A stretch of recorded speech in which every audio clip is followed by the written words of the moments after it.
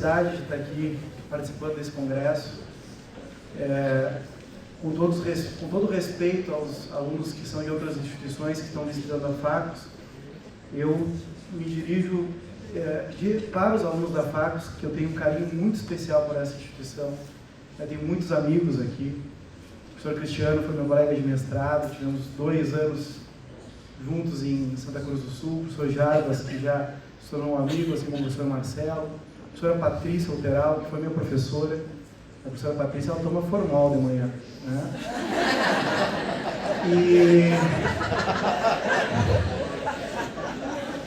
Não está aí para se defender, né? Não, é melhor, por isso que eu estou falando.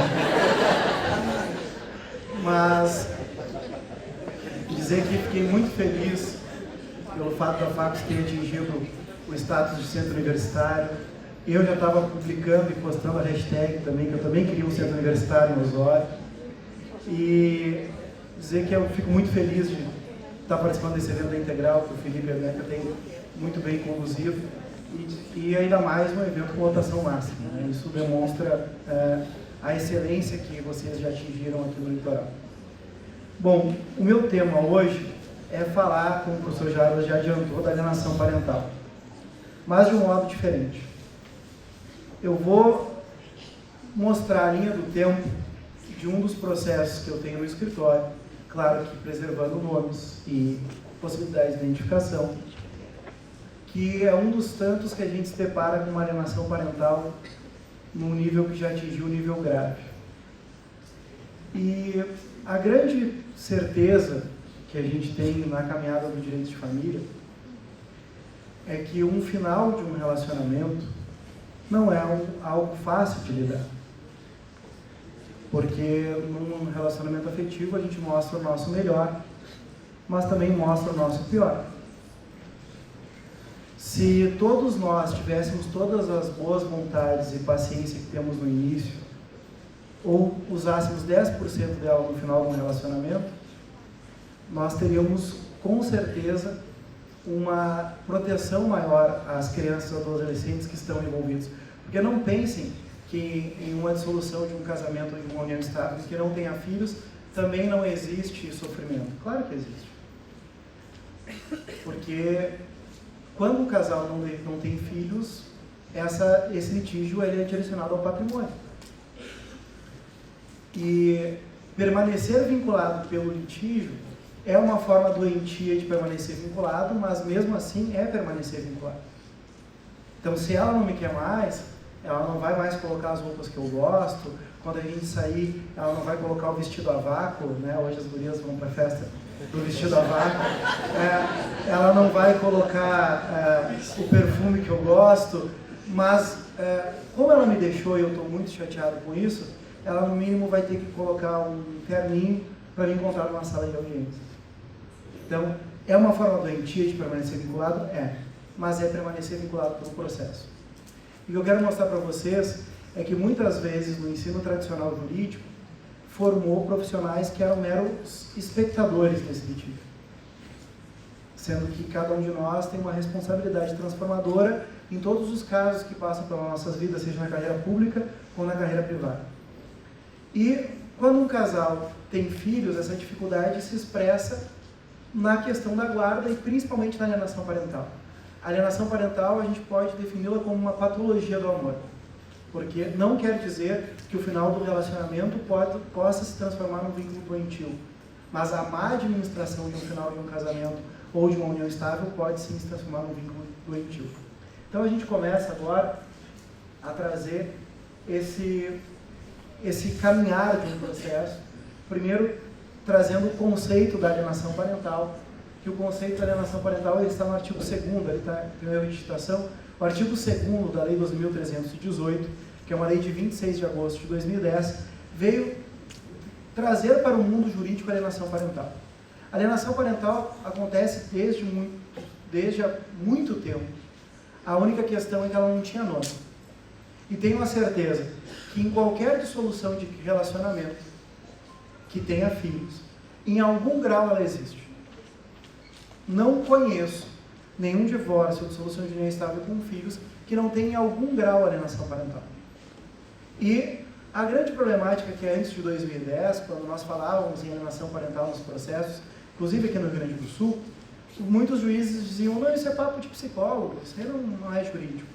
E aí veio a necessidade da Lei 12.318, que veio revolucionar o direito de família nesse sentido. Então a alienação parental vai ser esse ato de interferência na formação psicológica da criança para que repudie os vínculos com um dos genitores. Então, quando nós temos uma campanha de alienação parental, nós temos um agente alienador e um agente passivo alienado. Que esse agente alienador, embora possa ser o pai ou a mãe, pode ser qualquer pessoa que esteja em volta dessa criança ou desse adolescente. Eu já tive caso no escritório em que a tia era uma alienadora, uma dinda sendo alienadora, um irmão mais velho sendo alienador, avós alienadores. Embora o mais comum sejam pai e mãe na condição de alienadores ou alienados. Mas pode ser qualquer pessoa. Há 2 meses atrás eu reverti a guarda de uma menina de 12 anos porque ela estava sofrendo alienação parental da madrasta. A madrasta tinha uma campanha de desqualificação da figura materna. Tanto que essa madrasta jogava fora os carregadores do celular da menina para que ela não contatasse a mãe, e ela que morava em cidade diferente da mãe. Quando a guria comprava um carregador, ela estragava o celular da menina. Jogava fora os presentes que a menina recebia da mãe. E o ápice foi que a mãe mandou pintar umas figuras no quarto da menina. A menina, quando foi à escola e voltou, a madrasta, ela mesma, tinha usado um rolo e tinta branca e apagou os desenhos lá que a mãe tinha contratado alguém para fazer no quarto da menina. Então a gente conseguiu documentar essa situação, revertemos sim em caráter liminar a guarda dessa menina. Essa menina hoje mora em Porto Alegre com a mãe, que inicialmente estava com o pai. Mas vejam que eu trago esse exemplo apenas para demonstrar para vocês que, embora normalmente a gente visualize a alienação parental apenas por parte do pai ou da mãe, qualquer pessoa que tenha vínculos com a criança e adolescente tem a potencialidade de se tornar um alienador também. Nós temos na prática da alienação parental o que eu chamo de abuso afetivo, porque no artigo 3º da Lei 12.318 nós temos um conceito de que a prática da alienação parental afronta o direito fundamental da criança e do adolescente e constitui um abuso moral. Então veja, quando nós temos a prática da alienação parental, a criança ou o adolescente está sendo vítima de um abuso. O que o alienador quer? Ele quer afastar o outro vínculo do outro genitor ou do outro parente de tudo quanto é forma.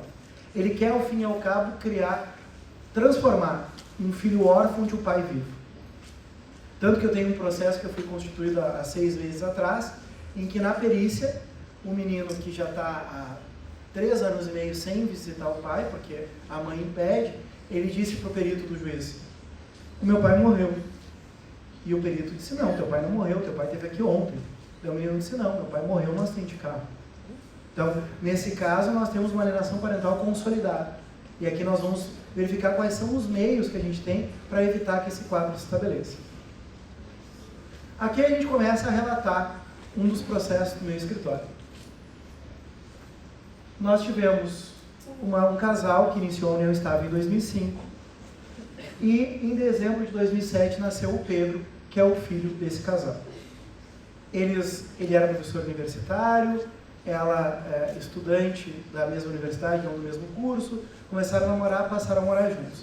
E ela engravidou e essa união estável acabou em janeiro de 2010.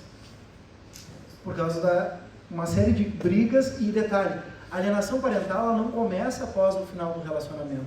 Em geral, ela já inicia durante o próprio relacionamento. E nesse caso, o que acontecia? No momento que nasceu o filho, ela não deixava que o pai trocasse a fralda. Dizia, tu não sabe fazer. Veja, isso já é alienação parental. Porque, afinal de contas, os dois são importantes. Não é por acaso que nós vemos uma época que os shoppings são obrigados a ter banheiro familiar. Porque antigamente só as mulheres cuidavam das crianças. Os tempos mudaram, que bom que os tempos mudaram. Agora, quando também uma outra situação é que a família paterna não conseguia visitar o próprio neto. Que ela sempre dizia, teus parentes só me incomodam. Os parentes dela não. Eles acabaram a união estável em janeiro de 2010, no dia 19 de maio de 2010, eles fizeram um acordo numa ação de reconhecimento e dissolução de união estável, em que constituíram o mesmo advogado, e ajustaram que a guarda seria unilateral materna e regime de convivência em finais de semana alternados e feriados alternados em relação ao pai. Prestem bem atenção, o acordo foi feito em juízo, dia 19 de maio de 2010. Dia 18 de junho, ela noticia que estava se mudando para o estado do Rio de Janeiro. Menos cerca de um mês após o acordo. Vamos pensar o seguinte, alguém que pretenda mudar de estado, consegue organizar toda a sua vida tão rapidamente? Me parece que ela, quando fez o acordo, um mês antes, já sabia que ia se mudar para o Rio de Janeiro. E fez o acordo maliciosamente para estabelecer um regime de convivência, que depois seria praticamente impossível, ou pelo menos seria muito oneroso para que esse pai conseguisse cumprir. E detalhe, que a mudança de endereço pode ser um indicativo de alienação parental, quando ela não tem motivo aparente. Como ela, que não tinha emprego no Rio de Janeiro, não tinha nem parentes no Rio de Janeiro. Comunicado ao pai via SMS. Semana que vem, eu e o Pedro, que está sob a minha guarda, estamos indo para o Rio. Pretendo ficar alguns meses por lá, o que será informado por e-mail para ti. As razões da minha viagem eu ia te falar na nossa conversa, que não houve, mas não serão mais ditas, porque ela queria conversar com ele. E ele não quis conversar com ela, sabendo que a intenção não era conversar sobre o Pedro, nome fictício desse filho, mas sim tentar restabelecer a união. E depois ela manda um outro SMS, que na época não tinha WhatsApp ainda, né? Se eu fosse tu, lia, porque eu estou indo para o Rio de Janeiro. Nisso, isso foi em junho, e em julho ela descobre que ele já estava com alguém, né? E normalmente a campanha de alienação parental inicia nesse ponto, quando um deles assume um relacionamento. Porque o outro assumir um relacionamento é uma manifestação de que acabou. Enquanto eu não apareço com ninguém, a outra pessoa ainda alimenta, ainda que não conscientemente, mas internamente a situação de que qualquer hora volta. Aguarda o momento que o outro aparece com alguém. Isso torna-se muito difícil. E é por isso, gente, que já uma dica, até mesmo aqui no núcleo de prática jurídica, mesmo no maior dos acordos, não deixem que os pais estabeleçam um regime de convivência ou o antigo direito de visita de forma livre. Isso é pano para manga para incomodação. Está tudo bem hoje, mas a relação familiar é muito dinâmica. Então, tenho a certeza que mais cedo ou mais tarde deixar livre vai ser pano para manga para incomodação. Porque pensem o seguinte, quem aqui da FACUS já foi em algum dos eventos que a Integral faz lá no IDC já deve ter ouvido isso, que para todo mundo é difícil o final do relacionamento. Agora, para homem, é muito difícil. Homem se humilha. As mulheres não se humilham, vocês têm amor próprio. Homem é fraco, você tem que ter em mente isso, né? Se o homem tivesse cólica, na CLT ia ter 4 dias de folga por mês. Se o homem que desse à luz, a licença maternidade ia ser de 2 anos e meio. A gente tem gripe e se atira na cama. Ai, estou morrendo, acho que é dengue. E vocês que têm cólica e estão aqui rindo, tá certo? De vez em quando dá umas patadas, né? Mas beleza, isso aí um diamante negro resolve. Mas o fato é que a mulher é que é o sexo forte, né? Isso é fato. E o que acontece? Qual é a outra dificuldade de nós homens? É que o homem é o único corno retroativo da natureza. O chifre, ele desafia a lei do tempo para o homem. Por quê? A gente sente ciúmes do que não é da nossa gestão. Os homens estão se identificando, estão dizendo quase amém. Porque quando a gente conhece uma mulher, né, está com 28, 30 anos, daí tu pergunta para ela, e aí, como é que foi a tua vida? Não sei o que ela fala, tu sabe que no ensino médio eu fui para Porto Seguro. Daí tu começa a imaginar ela no Axamoá, ela no Toa Toa.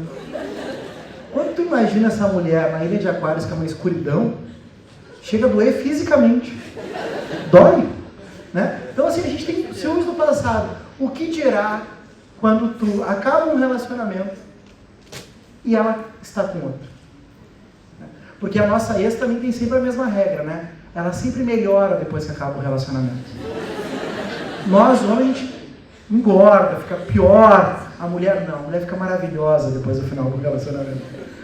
E daí, né, imagina só, tomei um chute na bunda, tô pagando alimentos pro nosso filho, não gosto de pagar alimentos, porque daí quando a mulher começa a namorar, o homem tem a certeza de que ele está pagando a freixener do novo namorado.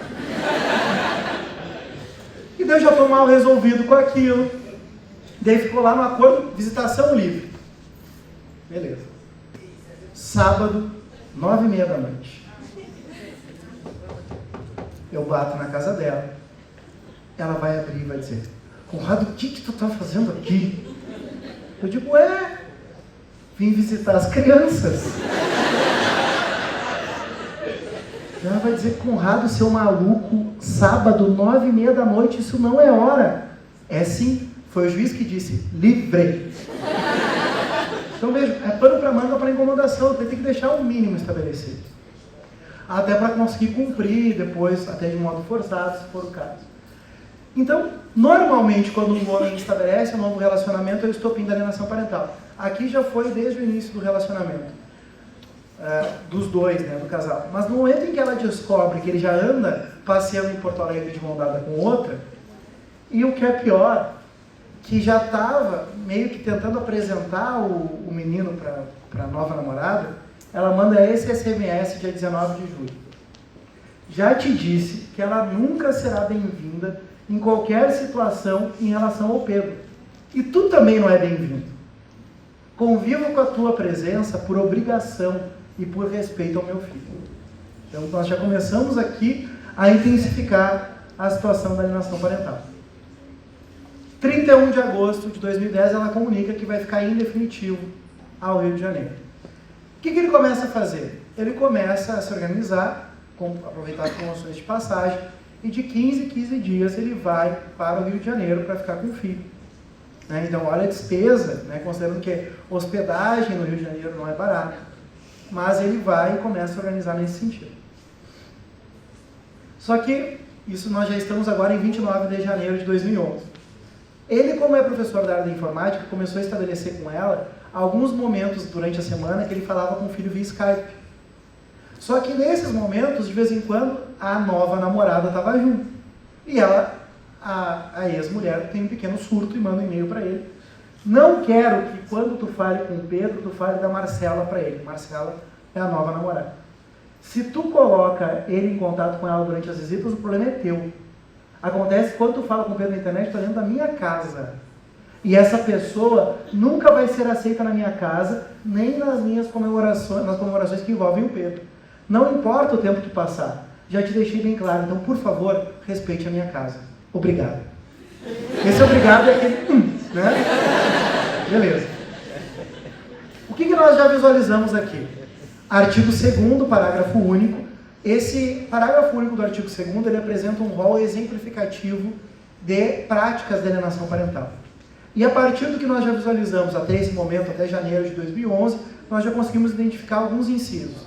O inciso 1º do parágrafo único do artigo 2º da Lei 2.318 é uma campanha de desqualificação do pai, que muitas vezes, como eu falava, durante a própria conjugalidade já existe, né? A mãe que olha para o filho e diz: isso, guri, continua sem tomar banho, tu vai ser um relaxado feito teu pai.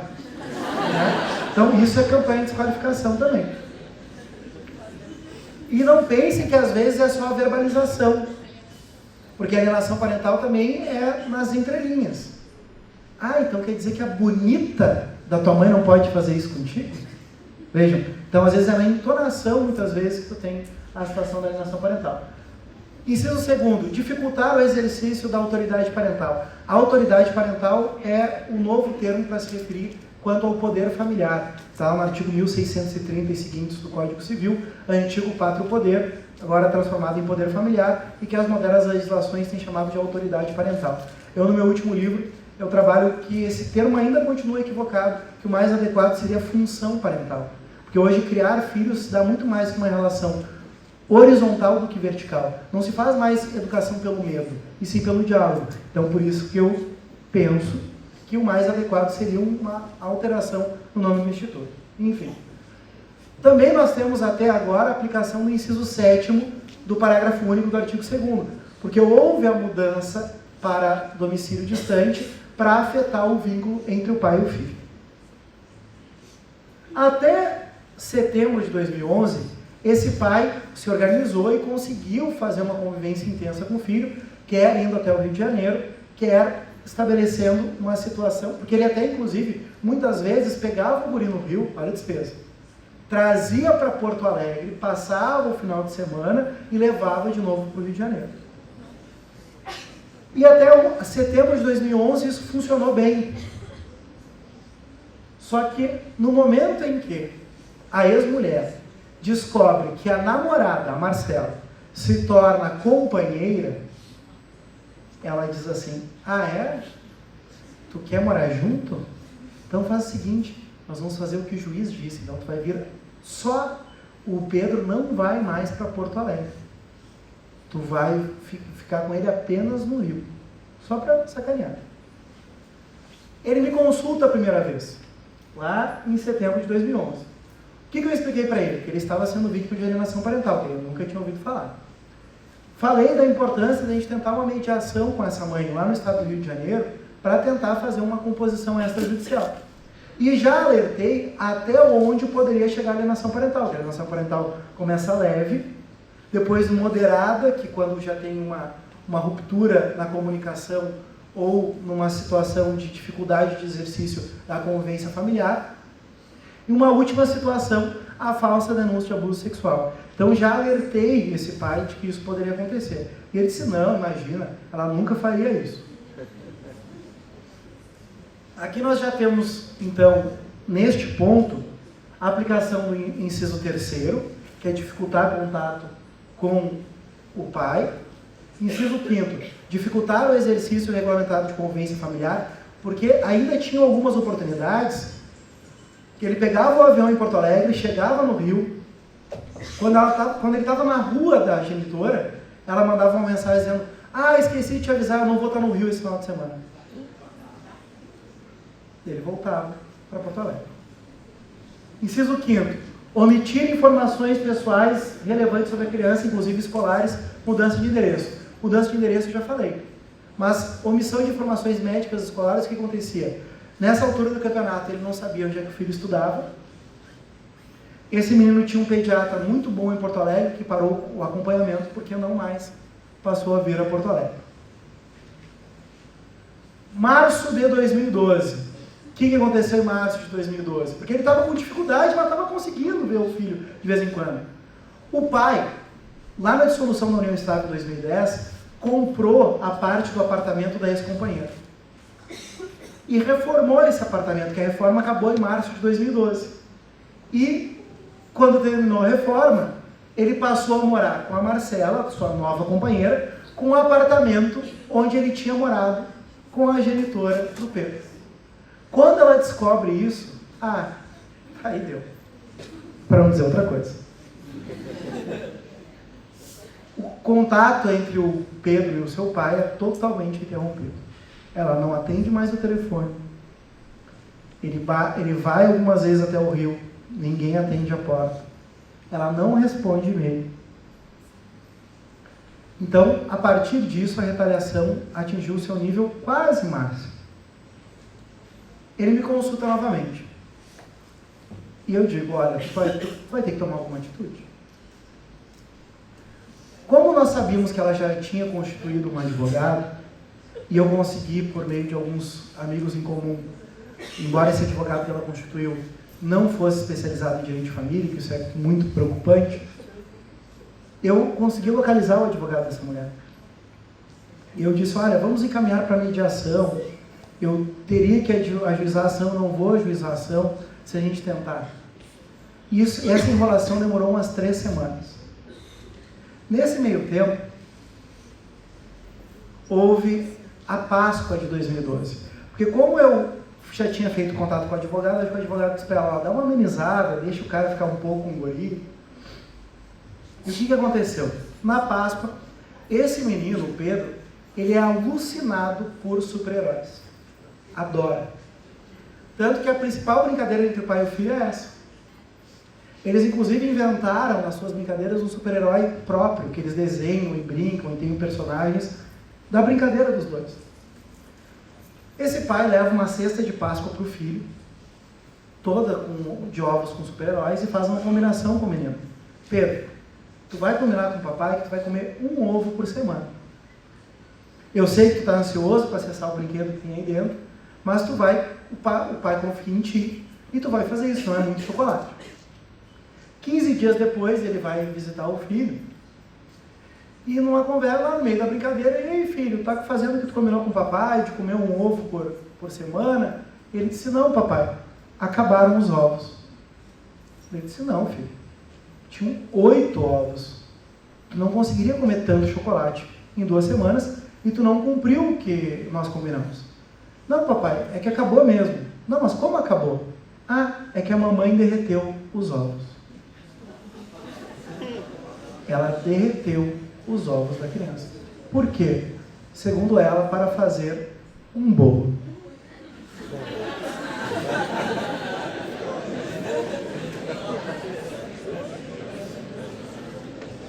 É claro que ela não precisava daquele chocolate para fazer o bolo. O que nós temos aqui? É o que a psicologia chama de contaminação dos objetos. Tudo que vem da casa do genitor alienado não presta. Ou num sentido figurado, tudo que vem da casa do genitor alienado precisa ser derretido. É comum, e eu tenho outros casos no meu escritório, de brinquedos que chegam na casa do pai ou da mãe desaparecerem. A roupa, né, começar a desqualificar. Essa tua mãe só te enche de roupa porcaria. Não usa isso aí, isso é trapo. Assim, isso é contaminação de objetos, que é prática de alienação parental. Então nós já tivemos essa situação em abril de 2012. Quando veio essa notícia, eu disse, bom, a gente não tem como escapar, vamos ajuizar uma ação. E no dia 2 de maio de 2012, eu ajuizei no Rio de Janeiro, numa das áreas de família, uma ação de reversão de guarda, que a guarda era um lateral materna para um lateral paterno, com um pedido alternativo, porque se eu não conseguisse a reversão da guarda, eu queria que pelo menos a guarda fosse compartilhada, para que eles pudessem compartilhar as decisões. O que eu trouxe? Os indícios de alienação parental, todas as mensagens trocadas em que ela nega a entrega do filho, enfim, o exercício abusivo da guarda que ela estava exercendo e a necessidade da proteção integral desse menino. Vejam bem, destaco mais uma vez a data. Nós estávamos no dia 2 de maio de 2012. Dia 15 de maio de 2012, ela foi citada no Rio de Janeiro. 15 dias depois, o que ela faz? Pega um menino pela mão, pega um avião no Rio de Janeiro, vai para Porto Alegre, e em Porto Alegre, ela ajuiza uma cautelar, noticiando que o meu cliente teria abusado sexualmente do próprio filho. Então aqui, nós atingimos o nível máximo da alienação. Porque nesse ponto o alienador, ele vai tentar alguma ferramenta que choque, porque a ferramenta do abuso sempre causa espanto. Tu semeia a dúvida, porque todo mundo em volta desse pai vai ficar pensando, mas será que ele não é um abusador? E na expectativa de que o juiz faça o quê? Suspenda a convivência. E aí, o tempo do processo vai ser usado como um instrumento de alienação. Por isso que a minha fala de hoje é, o tempo é o senhor da alienação. Porque o tempo do processo judicial é hoje um dos principais instrumentos de alienação. E vocês vão ver, nesse caso, quanto isso pode ser prejudicial. E detalhe, ela tinha um advogado que, com todo respeito, se caísse de 4, saia pastando.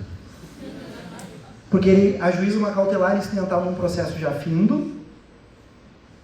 Outra, a ação era de destituição de pátrio poder. Ele estava só 10 anos desatualizado. Só isso. Pedindo também a apreensão dos equipamentos de informática no trabalho e na casa desse pai. Porque vejam, esse pai trabalha com informática. Então não basta essa mulher tirar o filho. Ela quer tirar também a ferramenta de trabalho desse pai. Alegando que ele tinha pornografia no computador. E o que é pior, a liminar foi deferida numa das varas de família em Porto Alegre. Agora imagine esse pai que já havia ajuizado uma ação lá no Rio de Janeiro, que conscientemente ela não ajuizou a ação no Rio de Janeiro, por quê? O sistema do tribunal ia detectar que já existia uma ação em que ela está sendo acusada de alienação parental e não ia ser a liminar deferida. Mas conscientemente ela pega, distribui em Porto Alegre, que o sistema não sabe de uma ação no Rio de Janeiro. E agora vocês imaginam esse pai chegando do trabalho às 11 horas da noite, tem um oficial de justiça aguardando, dizendo: tudo bem, o senhor é um abusador e o senhor está proibido de contatar o seu filho. Logo ele, um pai tão dedicado, um pai que se preocupava tanto com a vida desse filho.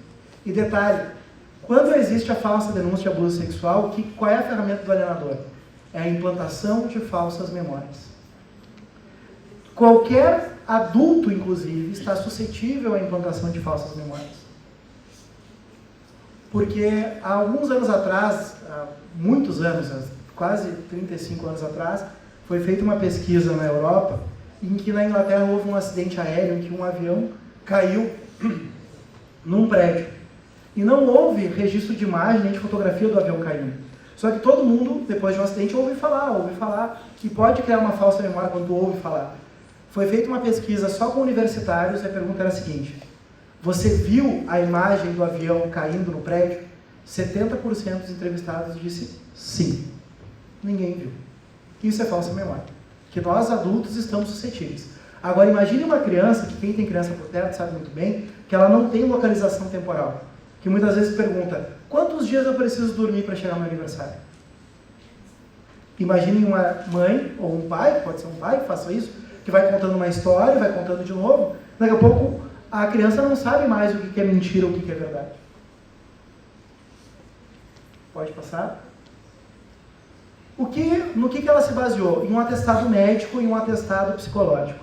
Esse atestado médico relatava que a mãe dizia ter evacuações na cueca do menino e que, quando indagado sobre isso, ele ficou envergonhado e fragilizado e começou a contar as brincadeiras feitas pelo pai antes e após o banho. Isso aqui é o próprio laudo, estou transcrevendo para vocês, com beijos pelo corpo, espada no pinguim, pênis e super-heróis que entravam em seu bumbum. Porque qual foi a falsa memória que ela criou? Ela sabia que a principal ligação entre o pai e o filho eram super-heróis.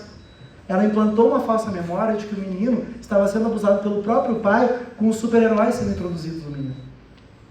Vejam a mente da pessoa. O laudo psicológico que ela juntou. A psicóloga começa o laudo dizendo assim: segundo o relato materno, o menino tem apresentado condutas sexualizadas. Olha essa profissional, gente. Ela não viu conduta sexualizada. Ela se baseou apenas o quê? Na palavra da mãe. E o juiz caiu nessa. Deferiu a liminar. Eu contestei a ação e consegui tornar insubsistente os efeitos da cautelar. E o juízo de família aqui de Porto Alegre, uma das varas de família, declinou a competência para o Rio de Janeiro, considerando que eu informei a existência de uma ação no Rio de Janeiro. Fui até o Rio de Janeiro na semana seguinte, consegui adiantar a pauta e conseguimos uma audiência no dia 13 de junho de 2012. Que nessa audiência, a juíza diz o seguinte: olha, mãe, eu estou sentindo o cheiro de alienação parental. Eu vou lhe dar a chance da senhora desistir dessa cautelar. Não vou desistir porque ele é um tarado. Mãe, eu estou lhe dando a chance. Que se a senhora não desistir e não for abuso, eu vou lhe tirar a guarda. Não, ele é um louco, ele é um tarado. Ela não retirou. A juíza advertiu a existência da alienação parental, que o artigo 6º da Lei 12.318 permite, determinou a avaliação prévia psicológica e fixou a convivência do filho com o pai, inclusive em Porto Alegre, uma vez em Porto Alegre e outra no Rio, e eu consegui a fixação judicial da convivência via Skype. Tudo isso na própria audiência. Dia 14 de junho, dia seguinte ela agrava. Ao apreciar os efeitos de antecipação do agravo, o desembargador, o plantonista, defere os pedidos. Determinou que a decisão foi equivocada do primeiro grau e disse que o pai só poderia visitar o filho de 15 em 15 dias, no sábado ou domingo, onde? Na casa da genitora. Assim. Porque o ambiente estava muito propício para que esse pai pudesse ficar dentro da casa da sua ex-mulher. Agravo regimental interposto. Que nesse agravo, os desembargadores estavam julgando, mantendo a decisão. Vocês bem sabem que não cabe sustentação oral em agravo regimental. Mas, enquanto tiver voz e tiver um senso de justiça por parte de quem está lá julgando, a coisa não fica assim. E no grito a gente conseguiu reverter. Que eles iam deixar a convivência na casa da mãe. Eu disse, põe no presídio, mas não põe na casa da mãe. A gente conseguiu reverter para que o pai pudesse conviver com o filho quinzenalmente. No Rio de Janeiro, sem pernoite, e com a presença dos avós maternos. E isso ficou por muito tempo. Esse pai tinha que se preparar financeiramente para de 2 em 2 semanas ir ao Rio, contratar um flat que tivesse 2 quartos, porque a criança cansava de ficar o dia todo na rua. Então ele tinha que ser um quarto para os ex-sogros e um quarto para ele se acompanhar. Tinham que andar de táxi, os ex-sogros não aceitavam andar no mesmo táxi que ele. Ele tinha que pagar o táxi dele e o táxi deles. Cinema, ele tinha que pagar o cinema de todo mundo. O que aconteceu? Na audiência, a juíza disse assim, ué, que estranho, né? Porque se a senhora disse que o seu filho foi abusado, como é que a senhora nunca fez boletim de ocorrência policial disso? A juíza deu a ideia. E ela fez uma ocorrência policial, a qual ele começou a responder um processo crime depois disso.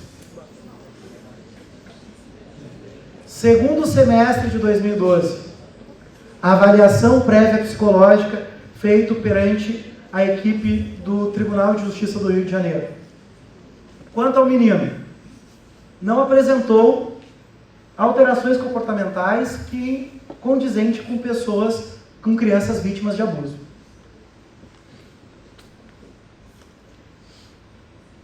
Quanto ao pai agora, nenhum indicativo de transtorno psíquico. Quanto à mãe, pequenos detalhes. Não demonstra manifestações de pesar ao relatar os invasivos exames médicos que o menino foi submetido. Apresenta inconsistência e contradições em seu discurso. Manifesta sinais de ansiedade e desconforto ao relatar a ordem cronológica dos fatos, ou seja, ela começa a se atrapalhar na mentira. Apresenta um comportamento algo pueril. Apresenta reações incoerentes, como rir ao descrever os exames que o filho submeteu. E seu histórico familiar é conturbado desde o nascimento. Indicação. Como abriu-se vista para as partes, a juíza disse, bom, para evitar nulidade processual, considerando que foi a perícia preliminar, eu vou abrir agora a perícia definitiva. Isso em janeiro de 2013. Em julho de 2013, houve o resultado dessa perícia, em que as psicólogas do Rio não detectaram qualquer sintoma de abuso. E que quando ele era mostrado os bonecos anatômicos, que tem as partes das genitais, ele não apresentou nenhum interesse, que normalmente quando a criança é abusada, ela indica. E detalhe que nessa oportunidade, uma das entrevistas, ele pega a estante da psicóloga e joga a estante abaixo. E pergunta, Pedro, por que tu está fazendo isso? Porque eu estou com raiva da minha mãe e da minha avó. Por quê? Porque elas estão me falando coisas ruins. E assim encerra essa perícia. Sugestão das peritas, que a convivência do pai comece a ser sem assistência, sem os avós e com pernoite, e que depois de 3 meses tem um novo laudo. Só que nesse ponto, o que acontece? Quando o alienador ele percebe que ele está perdendo, porque veja, ele fez a falsa denúncia, que é grave. Quando ela viu que a sua notícia de falsa denúncia estava perdendo força, ela disse, eu preciso achar algo que choque. Deu sua intimada. Intime-se a parte autora para que se manifeste sobre os vídeos juntados à folha tal, devendo o conteúdo permanecer lacrado e somente sendo retirado pessoalmente pelo próprio procurador. Ai, ai, ai. Fomos até o Rio, pegamos o vídeo, o que que era? Era um trecho de um vídeo íntimo do casal, devidamente editado, que aparecia apenas no genitor, que o casal, confesso, tinha práticas sexuais não muito convencionais, mas era a prática do casal. E ela conscientemente edita o vídeo e coloca só o trecho dele. Qual é a tua primeira vontade? Primeiro, tu tem que assistir o vídeo. Segundo, tu tem que chamar o teu cliente, veja bem. Eu sei do que tu gosta.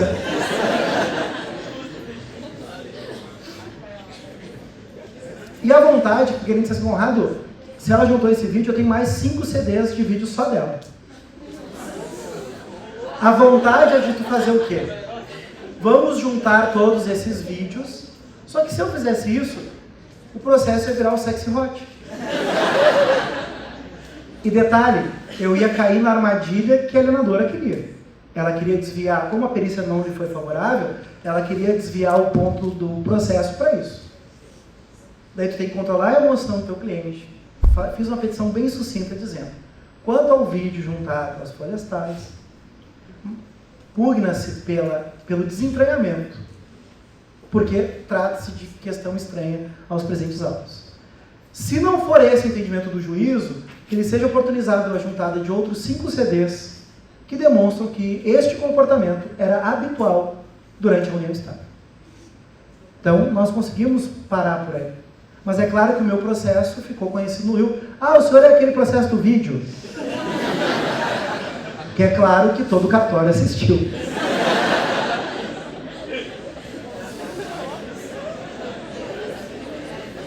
Dia 3 de outubro de 2013, ela designa uma audiência especial. E ela chega e diz para a genitora, olha, minha senhora, não tem abuso. Isso já está documentado, não tem abuso. Eu estou lhe dando a chance da senhora fazer um acordo. Não quer acordo, ele é um louco, ele é um abusador. Eu vou retirar a assistência do pernoite. Eu vou retirar, já estou retirando, inclusive.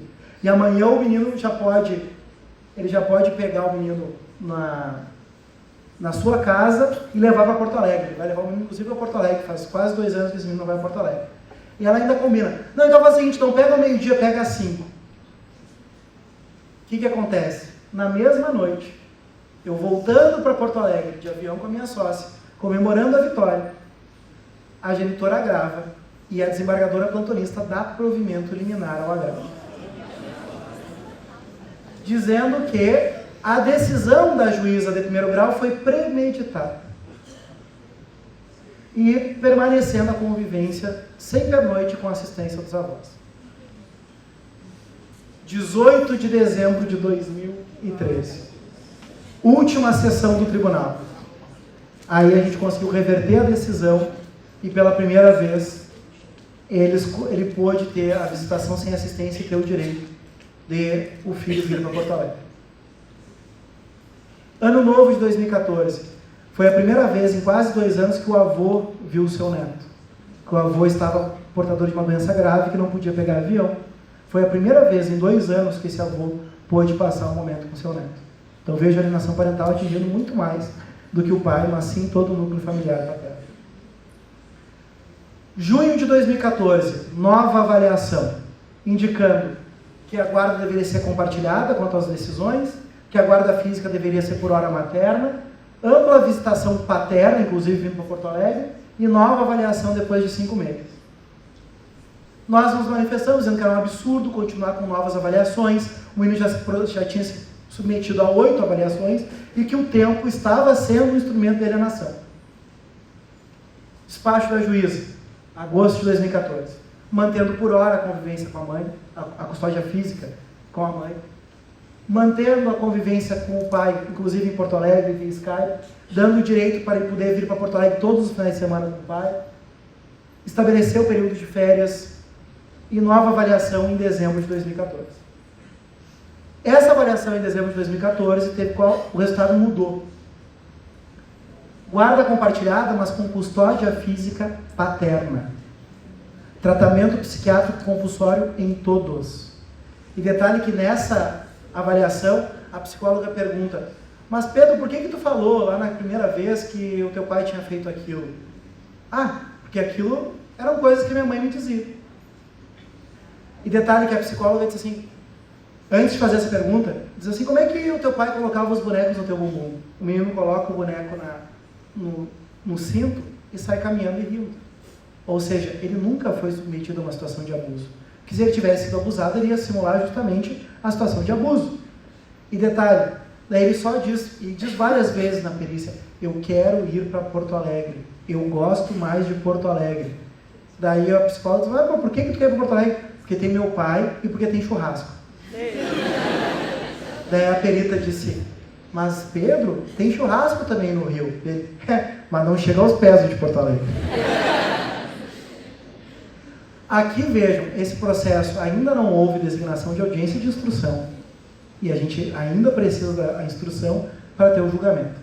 Eu faço aqui um gráfico para mostrar para vocês da vida desse menino que vai fazer 8 anos agora, no final desse ano, que ele ficou mais tempo em um ambiente de alienação em relação ao pai do que numa convivência sadia. E é claro que ele está submetido a um forte abuso afetivo. E aqui eu trago como reflexão que a gente precisa de novas sanções. Por isso que eu falo que quem com filho fere, não apenas o filho sairá ferido, todo mundo se machuca nessa situação. A lei da alienação parental, no artigo 6º, traz diversas sanções que podem ser aplicadas, inclusive de ofício, pelo juiz. Advertência, ampliar o regime de convivência, aplicar multa, determinar o acompanhamento psicológico, alteração de guarda, fixação cautelar do domicílio e suspender o poder familiar, inclusive. Só que o nosso tribunal já tem tido algumas atitudes bem interessantes, como, por exemplo, essa mãe que faz uma falsa denúncia de abuso sexual, ela está movimentando a máquina judiciária baseada numa mentira. Então ela está cometendo o crime de denunciação caluniosa, e que o nosso tribunal já tem precedente, em 2014, condenando uma mãe pelo crime de denunciação caluniosa. Outra situação, em relação às psicólogas ou assistentes sociais que possam emitir laudos equivocados. Aqui nós temos um caso de uma psicóloga que, com base no laudo dela, um pai ficou privado durante muito tempo da convivência com seu filho. E foi demonstrado o equívoco, essa psicóloga foi condenada no ano passado pelo nosso tribunal ao pagamento de uma indenização de R$8.000. Pontos novos e interessantes a respeito dessa matéria.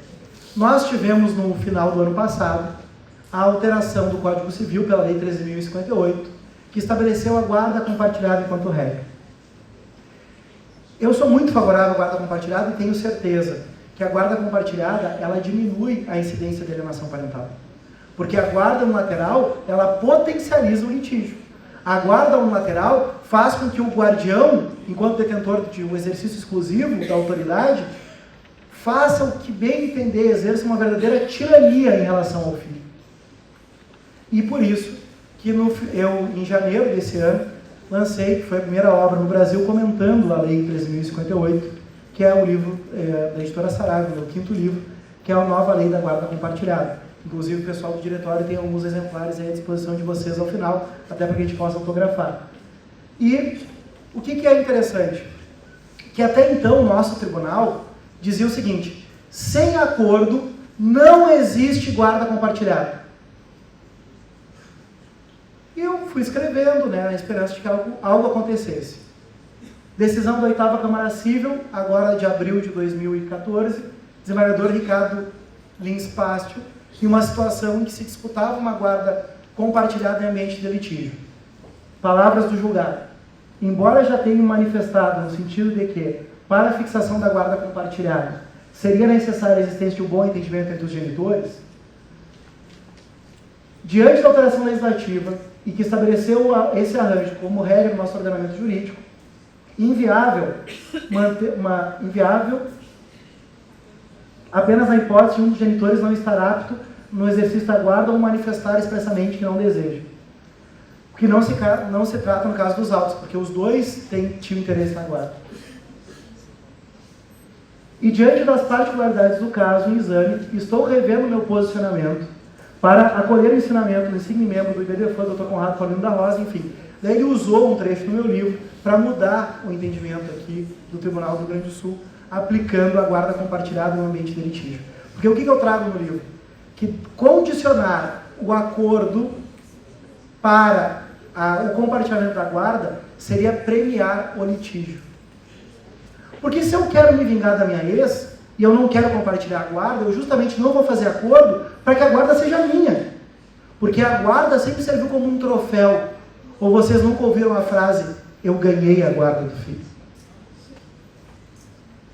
Um outro precedente interessante foi do TJ de Minas Gerais, que reverteu, frente a um caso de alienação parental praticado pela mãe, reverteu a guarda para o pai, também usando o meu livro, e utilizando de que os tempos mudaram e o exercício da guarda deve corresponder a uma igualdade parental. Então, precedente agora de 2014, de 2015, de abril, também lá do TJ de Minas. Aqui, para encerrar, trago para vocês uma crônica do Fabrício Carpinejar que relata bem o tema que nós falamos hoje. Não falem do ex ou da ex na frente da criança. Não subestimem a sensibilidade dela. Se não conseguem resolver os problemas, ao menos não os aumentem. A criança não merece herdar o seu ódio, o seu desafeto, a sua raiva. A criança não foi casada com a própria mãe nem com o pai. Não adianta transferir as broncas. E não falo de palavras, e sim das caretas, do esgar, do repuxo das sobrancelhas. O filho capta o desprezo e a indiferença nos gestos, no telefonema seco e irritante, nas piadas mórbidas, até no silêncio e na omissão. Palavra é também o que não nasce da boca. Sua experiência represará o sangue dos filhos e pode reprimir verdadeiras e possíveis escolhas. E eles se verão divorciados, os filhos se verão divorciados, desquitados e viúvos, mesmo antes de casar. Se já houve uma separação, para que duas? Não diga que o ex ou a ex não presta, porque não encontrou utilidade como queria. Se não houve futuro ao casal, então que não se apague o passado. Olha esse trecho. Os anjos conhecem o inferno por ouvir falar. Falar já é fazer o inferno. Duvido de todo amor que se transforma em vingança, da confiança reduzida à represália, do conselho que vira ameaça, do conselho da proteção que termina em independência. Olha esse final. É desumano transformar o filho em garoto de recados. É desumano fazer indiretas, confundir onde existe lealdade, invejar os segredos que não foram contados.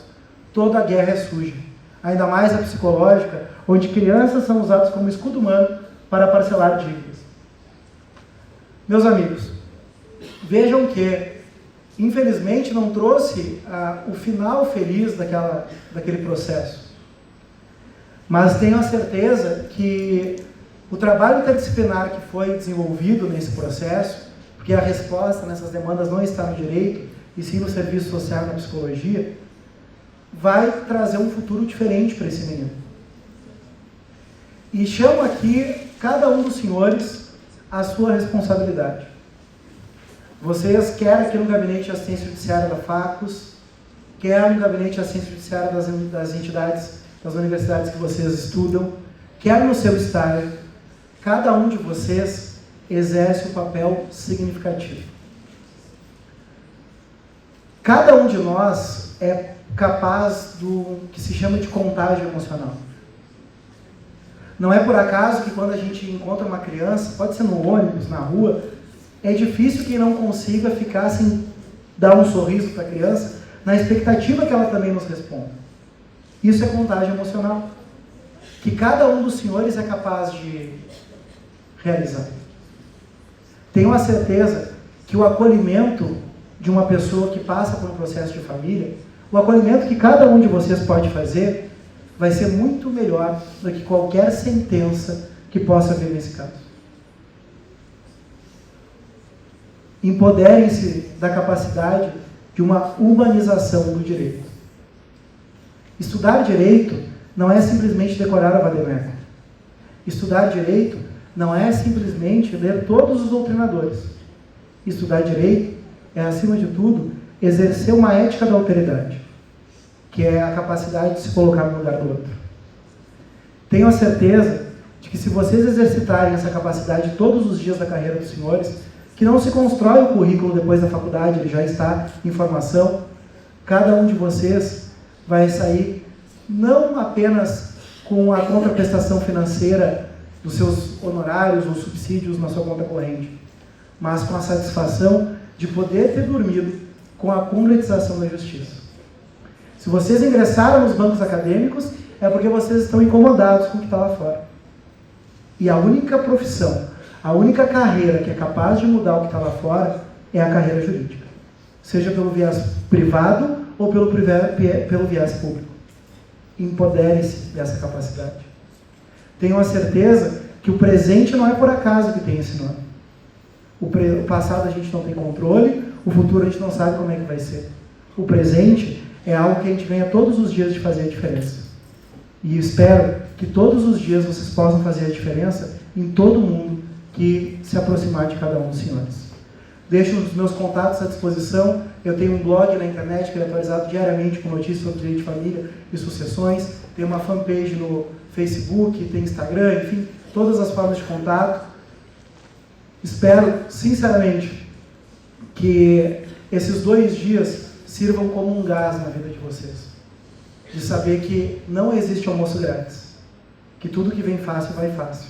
Se tu queres te tornar a carreira que tu tanto sonha no direito, você só tem um concorrente, que são vocês mesmos. Acreditem no potencial de vocês. Porque se vocês acreditarem, qualquer empecilho vai ser pequeno, frente ao brilho nos olhos, frente a vocês acreditarem que vocês são capazes. Mais uma vez, obrigado a Facos e obrigado a cada um de vocês pela paciência. Espero que a gente se reencontre em breve.